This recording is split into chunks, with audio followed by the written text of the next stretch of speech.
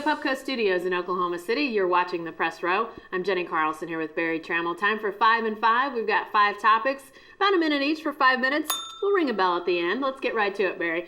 What about this question? What was Oklahoma City's welcome to the NBA moment? Was it the Jeff Green trade or the James Harden trade? We get to see Jeff Green for the first time since that trade this weekend as the Boston Celtics come to town. I think it was the James Harden trade for this reason. I don't think of it as the Jeff Green trade. I think of it as the Kendrick Perkins trade.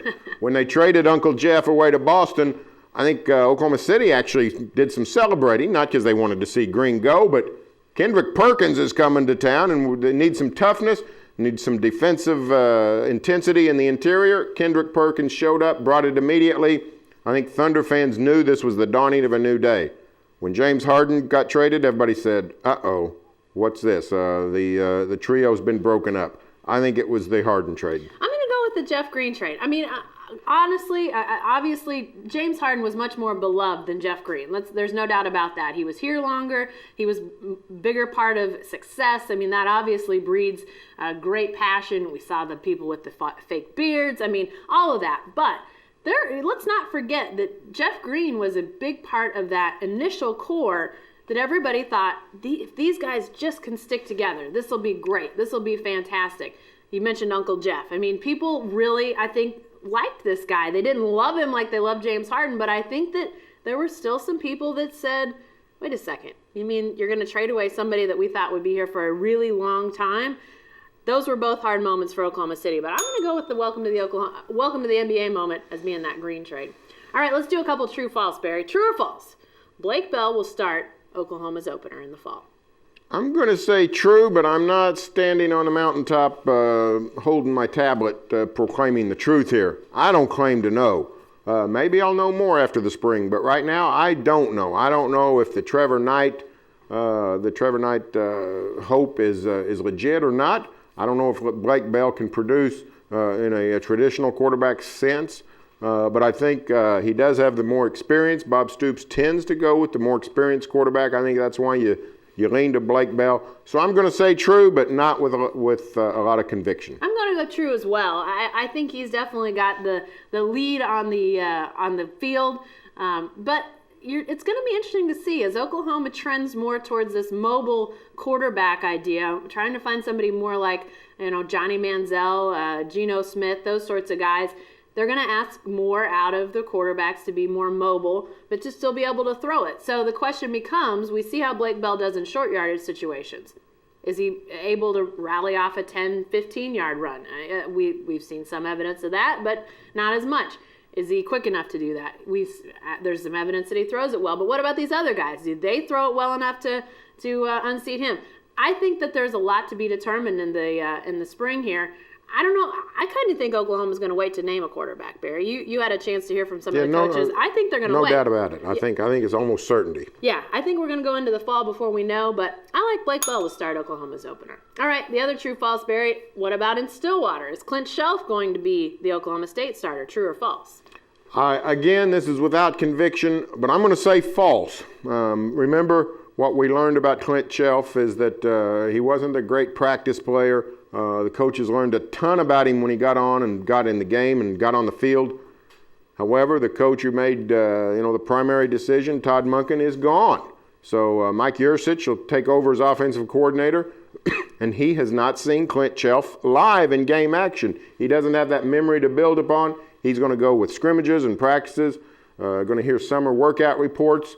I think the further we get from the Purdue game and the Oklahoma game and the games in which Shelf really played well, I think we're going to see a case where the Cowboys sort of migrate back towards West Lunt. Yeah, I'm going to go false on this one, and I say it with more conviction than I say about Blake Bell. I think West Lunt's going to be the starter. I just think that there's 3 really good options in Stillwater, but I still think Lunt is the best option for this offense. And, obviously there's a question of what does this offense look like under Mike Yurcich? How does it change? How does it evolve? And it will definitely evolve, but I still think it's going to be largely the same tenets of what we've seen out of Oklahoma State in recent years. So I still think Lunt is the best guy for the system overall. If he's healthy, I think he's the guy. But it'll be interesting. Here's the thing I'm most interested in. I mentioned earlier, naming a quarterback at Oklahoma. I think it'll wait. Oklahoma State has always liked to name a starter out of spring. I think they might wait to keep these guys around. I think they may reverse course and maybe keep that starter a secret a little bit longer. I don't know. It's an interesting question, but you're right. Mike Gundy likes to do it in the spring, so he has a summer leader. That's right. All right, our fun question of the week, Barry. What about this? Hey, is there a Russell Westbrook fashion you would wear? His latest look, as we see here, some gray capri pants and a tight blue shirt, polo shirt. Any Russell styles you'd borrow? I love the way you phrase the question because that's different than the way you sent it to me. You said, is there a Russell Westbrook fashion you would wear? I can answer that one easy. No. If you said which Russell Westbrook fashion you'd wear, I'm in trouble. I don't like the capri pants. Don't like them at all. What? I mean, they're fine on a lady. They're fine on a girl, just not on me or my all-star point guard. Now, those capris on Russell, as tall as he is on most guys, would probably be normal length. Quit being silly. If you made me wear something of Russell Westbrook's, I'd probably go with the fake glasses. But that's just sort of the default position. The fish shirts, the funky shoes, no. I love Russell Westbrook. The point guard, not so crazy about Russell Westbrook, the fashion maven. The first night that we saw Serenity Now Russ, and I can't remember what game it was, but he wore a baseball hat that said, "Maintain the mystery." And I ended up referencing that in a column that I wrote, which I liked the hat. It was fun. It was different. But the part of his ensemble that I didn't mention that I think would be fun to borrow is he had borrowed from The Simpsons, a Duff Beer shirt. You know, like they wear in The Simpsons, the Duff Beer being popular. I thought that was a pretty fun look. I might borrow that from Russ, but wear it next Thursday on the press row. With my capri pants. All right, what about this one, Barry? Lastly, is there a problem with storming the court? We've seen a lot of court storming in the Big 12, but we've seen it in some other conferences too, and caused some problems. Is there a problem? Yes, there is a problem, and it's the potential for disaster. Now, most of the time when the fans storm the court, it's fairly innocent. Nothing really happens. The other team can get off and get out of the way, and everybody can have a good time. But on occasion, we've seen some incidences, and we're just primed for something major when fans storm the court and the opposing team can't get off the court. Interaction, whether it's of a physical nature, whether it's of a verbal nature, the potential for disaster is just too strong. I like the concept of the students rushing the court. It's great for college basketball, great for campus morale, all those things. But every university needs to take steps to see how they can make this a much safer environment. For instance, in Norman, the visiting team sits at the north end on the bench. There's only one way out, the south tunnel. Yeah. Maybe in Norman they need to switch the benches.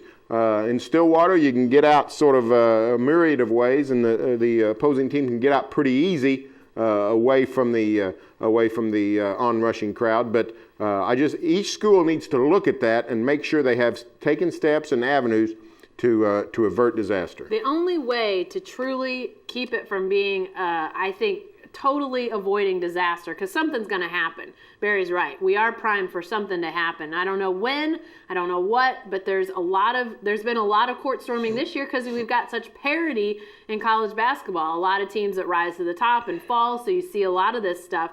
The only way you're going to avoid it totally, I think, is if leagues or the NCAA or whoever needs to enact this says that if you storm the court, you forfeit the game. To me, that's the only way that you're going to avoid it totally, because you watch the security people the next time you're at a game and fans end up storming the court. They're not holding anybody back. They're not keeping anybody from going on the court. And frankly, I don't know how they could. It's thousands against 20, 40, even an arena with a lot of security people doesn't have more than maybe 40 people down on the court after a game.